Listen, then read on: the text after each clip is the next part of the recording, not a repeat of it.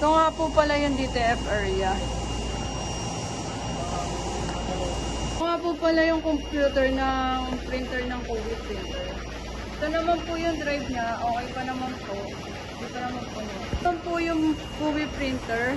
Sa ngayon po, medyo madami po akong piniprint ngayon. May 1,000 po akong A4. Hindi ko pa po natatapos. Ito naman po yung mga supplies ko. Ito naman po yung DTF white na co-op. Yung nagamit po siya sa Huwi. Ang capacity na lang po siguro na ito mga 1 week po. Ito po yung Brilliant White ink.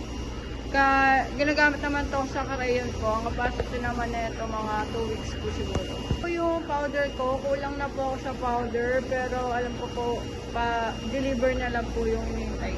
Ito naman po yung cleaning solution. Ang capacity na ito mga 1 month. Ito po yung crayon ink na CMYK. Ang capacity naman po siguro na ito mga 2 weeks po. Ito po yung Kuwi CMYK. Ang capacity naman na ito mga 3 weeks. Po yung computer ng crayon printer. Ito naman po yung drive niya. Goods pa naman po, hindi pa naman po mapuno. Yung DTF crayon. Sa ngayon po may pending po. Medyo madami po akong pending ngayon kaya dalawang machine po yung umaandar. Yung temperature, sakto lang po yung temp niya. Po yung CCTV viewing po para sa mga store po may DTF. Po yung corkboard. Yung table ko medyo magulo lang po. Ito po yung cutter area. Ito naman po yung cutter.